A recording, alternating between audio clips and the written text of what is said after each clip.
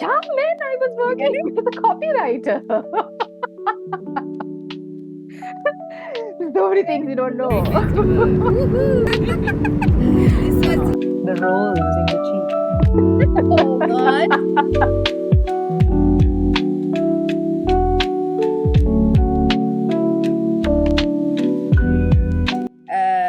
I think those days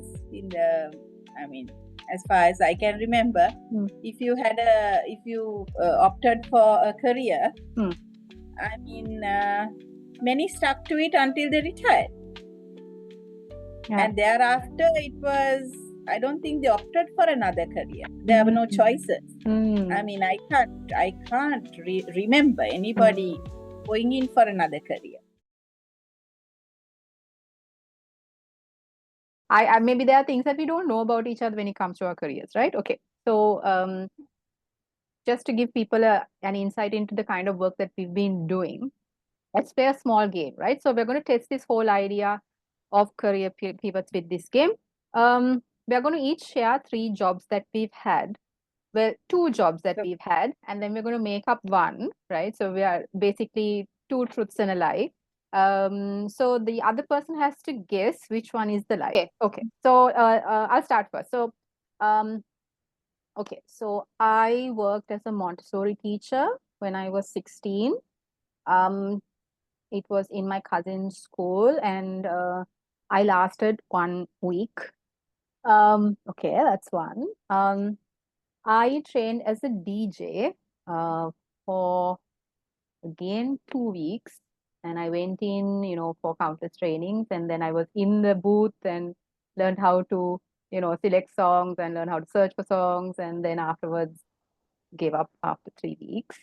And I worked in a bank for like a very short time, for about 2 weeks, just learning to figure out whether, like, what department I wanted to go in. So I was like, kind of interning in different departments.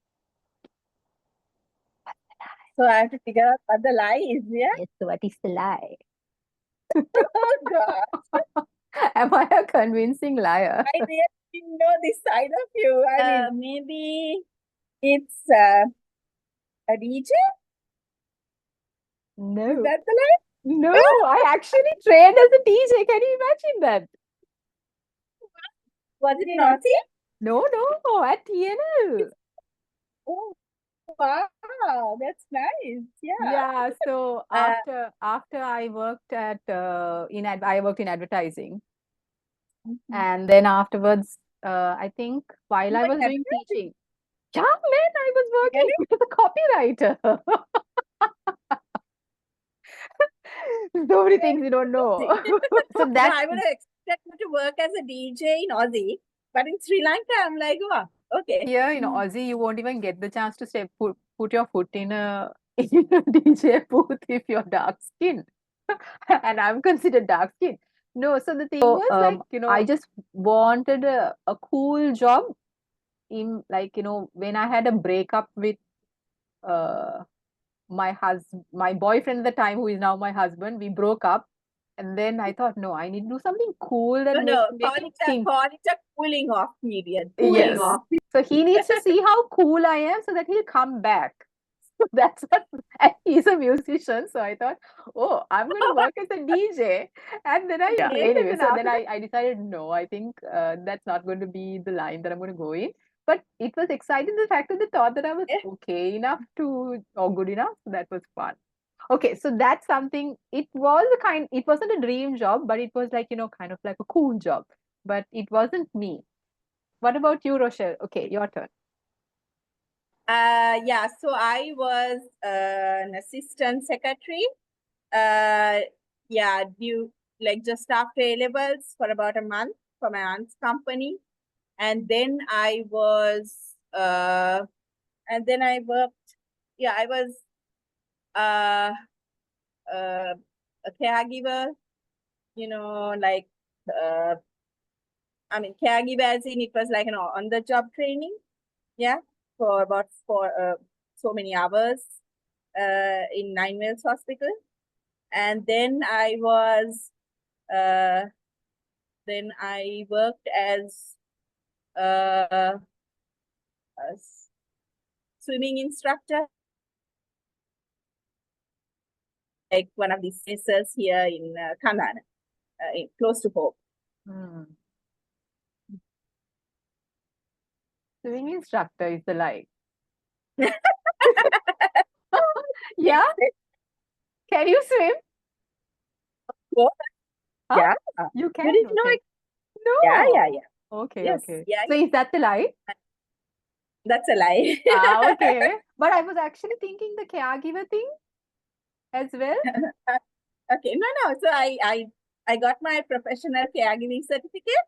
Oh, wow. A few years ago, about 2 years ago, I did the course, and because a friend of mine, she did the course and she managed to go to UK. So I thought, in case we go overseas, I have this job, like an opportunity, and that's really in demand, right? So that's why I did that. And I learned so much, and I realized how much I really love people. I've always loved people, especially older people from small days. And I would spend hours with my grandparents and, sit on their laps and listen to their stories. And I had a grand aunt who, she was bedridden. So I used to, even at the tender age of like 2.5, I think, I was quite small, I remember. I used to feed her in the evening. She used to have a Marmite soup. So, we had to dip the cream cracker in it and feed it to her. So it would become soggy, right? Because she didn't have teeth. So, she liked that. So I used to do that.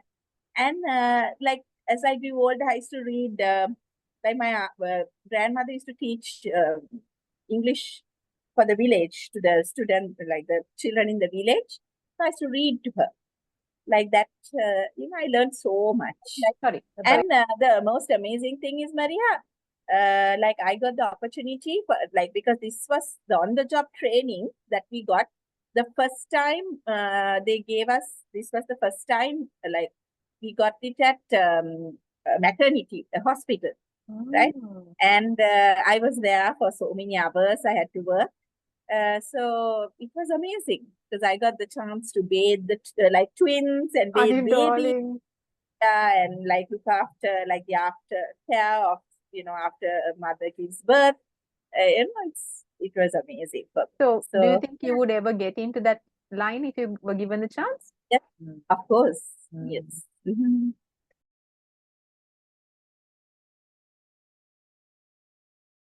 So what about a dream job, Rochelle? What did you ever have a dream job when you were growing up?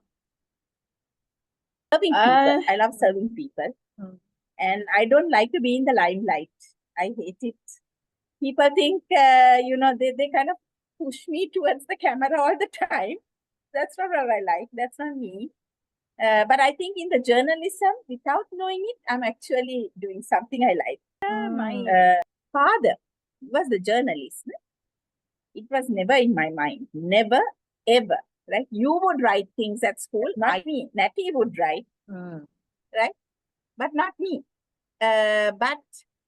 And I can remember my father said, he was working at the island. He said, come and meet the editor, Mr. Sahabandhu. And I met him, and he was so good because they gave me so much of leeway, a lot of freedom. And I can remember the first interview I did. I was so afraid. My father said, just ask them one question. Tell me about yourself. And that was it.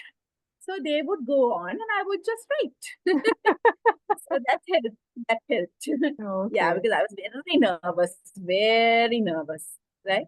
And I used to get my father to do the editing, and I used to, he was there. So it was good. And my personality is such, I don't like, my father used to write about sports. That was his main, he was very good at it. My personality is very much more versatile. I get bored if I'm stuck in one particular genre, whatever, of writing. So I just expanded. And I got into sports, I got into features, business, you name it, editing, in writing for magazines, writing for hotels, writing for this, that, oh my gosh, websites. So it was really fun. And I've continued that since 2007. So I love that. And now I'm like writing my book based on the trauma I went through. But it's not like, it's not something where I feel sorry for me. It's more like a informative kind of book. So because 5.5 years ago, I lost my husband tragically because it was I mean, he was in Bangkok and uh, you know yeah, it was an accident, and he was in a coma for 2.5 months, and then we brought him to Sri Lanka, and he passed away after about 3 weeks. So I the thing what I learned is I learned to look at life with gratitude, and more than anything, the reason I'm writing this book is because even to date, what I've encountered is that at school level or even in our culture, I don't know, it's in other maybe developed countries, it's different. We are not taught like what we should do when something like this happens. Okay, I don't think you'll ever be prepared for tragedy, but just the basics. What I'm saying is, okay, if you are faced with the death of a spouse, number one is, okay, I think number one we should teach children is do a will. Even if you're 19 or as soon as you're 18 or something, please do your will, right? And it is, you can keep changing it. Yeah. That could happen. Do that. That's very important. If something happens and if a person doesn't have a will, they go through a testament. So, so many things we have not learned, right? So these were things I had to learn, trial and error. And, I've got blasted like a pickpocket at times because, from lawyers who are like, why did you make this mistake? But I don't feel like that is how you should respond to a person, because each person is different, right? Some people are not aware of what they should do in situations. And most people aren't, Rochelle. Like, we are not aware of all these, like, worst case scenario situations and how to respond, no? Yes. So that's why I think it's important to put this out, mostly for learning purposes, for information purposes. Yeah. So that's why I'm doing that. So you're launching your path into writing a memoir. Oh. Yes. More, not a memoir, no? Memoir. Yes, maybe not a memoir. More like something based on that particular incident. As you said in school, I love writing and I wanted to be a journalist. But then when I told my parents, when I got the opportunity to study overseas, and I told my mother that, I wanted to pursue writing and do something related to journalism, she was like, how can you make money in that? So she was like, do something related to business. Because something, then I thought, okay, advertising looked cool. And I think my mother had brought a couple of like, ad related, like, newsletters and things home. And I don't know, I've always been drawn to like the cool kind of jobs. I think, at one point I was interested in becoming like a travel reporter after watching those Discovery, like, Lonely Planet, those documentaries. So I thought, okay, fine, I'll do something in business. So then studied for 2 years, got my diploma. And like you, once I got into university, I decided, no, I need to do something that I'm interested in. So I thought I'll do a double degree, business as well as English, because that's something that I wanted to pursue. I was doing English and psychology and things like that. But then as you have it, like, we had issues, financial issues. So I had to give up, and then I came back. And when I came back, I met my husband, and during that time, I joined an advertising agency. I got into copywriting, And then I realized the culture was not something that was for me, and it did not suit my personality and, the path that I wanted in my life. So left that, 18,000 rupees, Rochelle, right? 18,000 a month. And then I go to St. Lawrence's. I thought, what sort of job And can I do? Now I was at that moment, I was actually writing, okay, pros and cons of continuing this job, and then pros and cons of doing something else. What are my skills? And then something made me think of teaching, because I thought that's like the safest thing. If I want, because I was so set, I wanted to start a family, I wanted to get married. I thought that's like the best thing. So then I thought, okay, I'm going to do it. I went and met our principal, who was our principal at the time when we were at school. And then she told me that my salary is going to be 4,000 a month. Can you imagine? From 18,000, I went to 4,000 a month. That was not enough to pay my van fees. So, I mean, started off doing that. My parents were helping me. I started doing tuition. So became an English and literature teacher, learned on the job. Then realized I do, because I always thought I didn't have the patience to do it.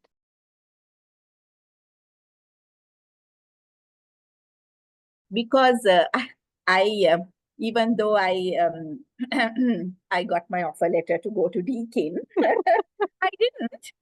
I didn't full offer. Yeah, the Glenn Meehan, one of the top guys, when he came down to Sri Lanka. They called me and they said, he's here. Do you want to come? I got it signed and I was thinking, okay, I'm on my way to Aussie. Everything was planned. Everything was set. Decided to marry. And then I got into John Keel's airline division. That was really fun because I was like the youngest and they treated me so well. I'm still friends with all of them. My bosses and everybody, colleagues, amazing, amazing. Like, it's an amazing company. And then that gave me a lot of confidence. But after 5 years there, I had to leave because during my maternity leave, I got pregnant again. And actually, there was nobody to leave the children, even though they suggested daycare and all that. I just couldn't bear to leave Mavinka alone, my eldest. Yeah, with maids because my mom was abroad and my in-laws were far away. So I just couldn't. So I left, and for 4 years, so I had my other two as well. So thank God, after my children, after I left the 9 to 5 job, and I got into writing after 4 years of not doing any sort of job, I started as a journalist. So that was freelance, right? Then, tiny, little things. And of course, I started working at my husband's company. And then I did, before that, I worked for my aunt's company again, the one I started at.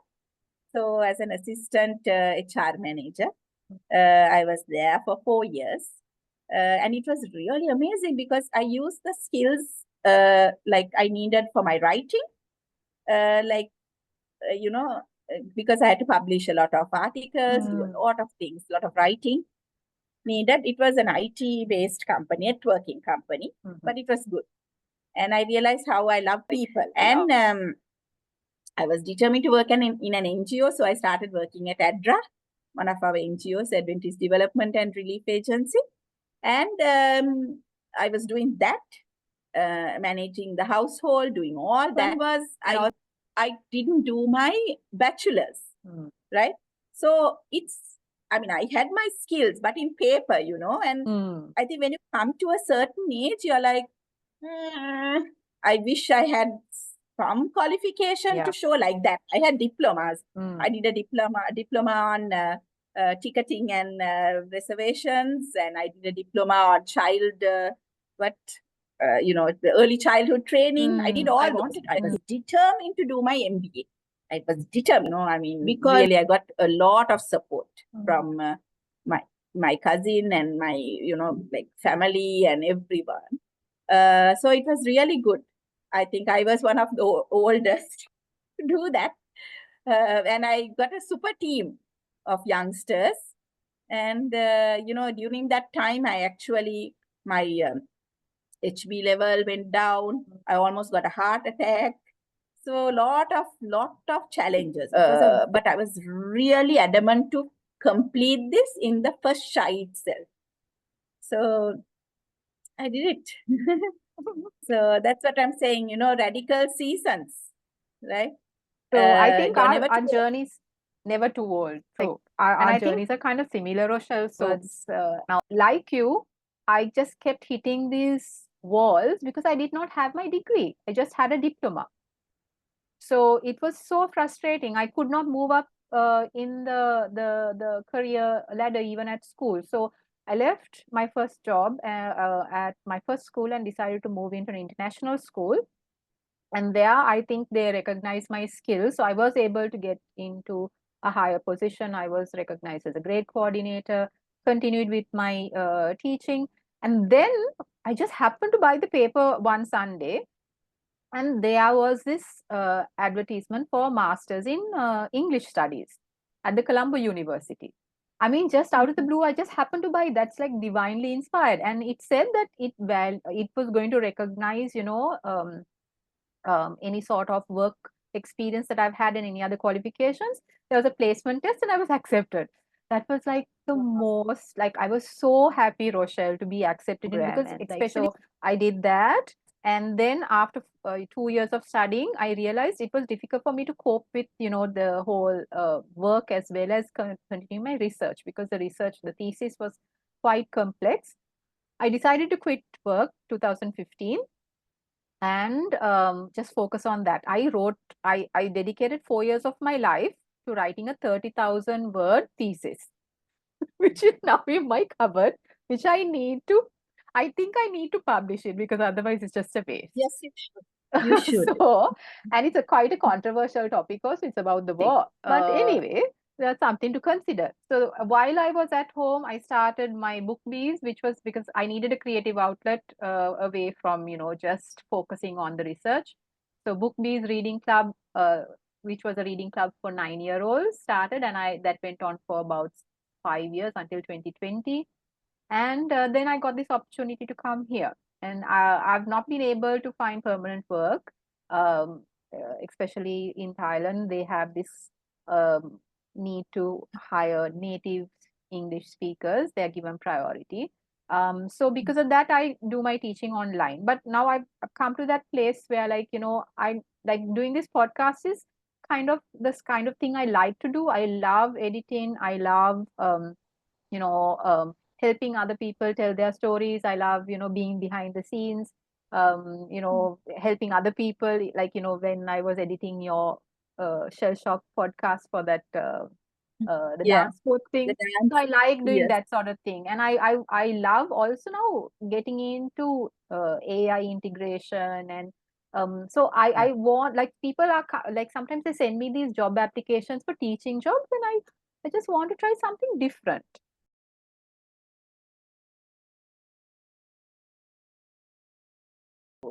You've pursued things that, like, are like, your writing, and you've met people, you've moved.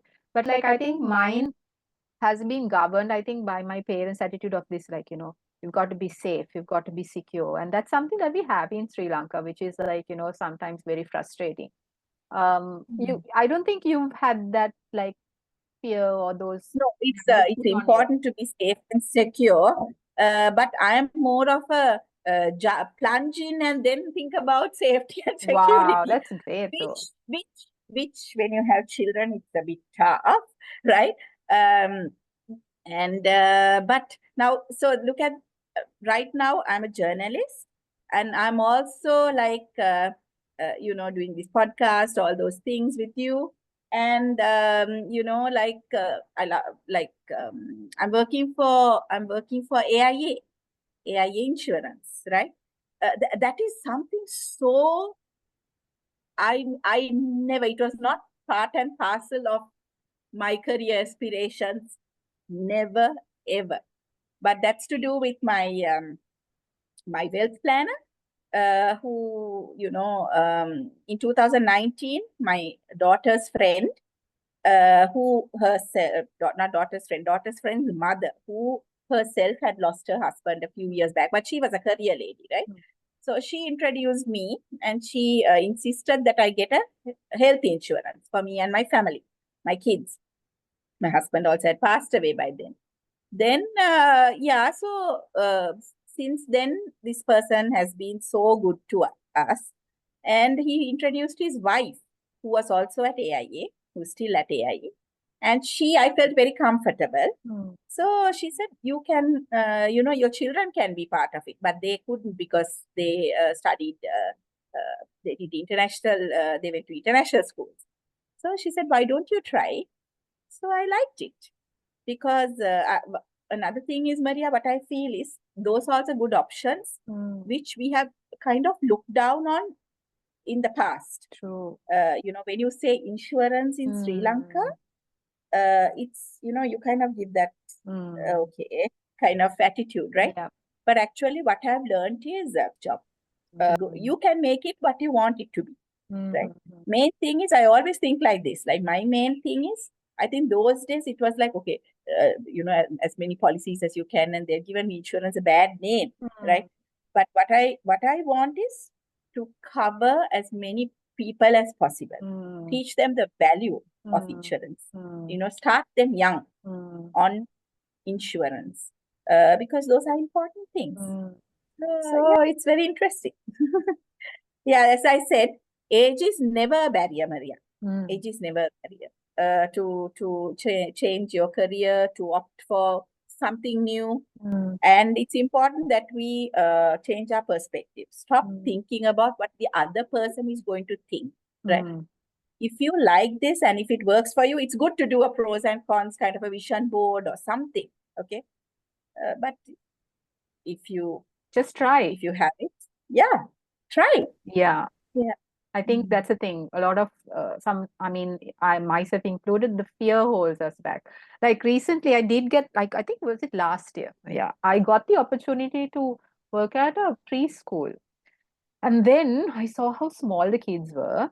And then I was like, we can't do this because I was like thinking, what if, like, what, something happens to them and like I'm responsible. So like, yeah, I decided not to go with it. Now and then just today I was thinking, maybe I should have. So like at the time it just didn't feel right for me, and then I don't want to I don't want to have a job where like I'm anxious all the time. But sometimes, like, I guess a character, if you're like a character like me, sometimes you need a push from somebody. You need to sometimes. I'm not there yet, but I'm trying to be, I think I wish I was a person who would take more risks like you do, and then kind of figure it out on the job. So I think today's episode will be really insightful because we have a special guest. Yes, so Priyanti is the ultimate glam queen, and life has dealt her severe blows. You get to know her, you'll understand. She comes, right? But she is ever the encourager and an absolute role model.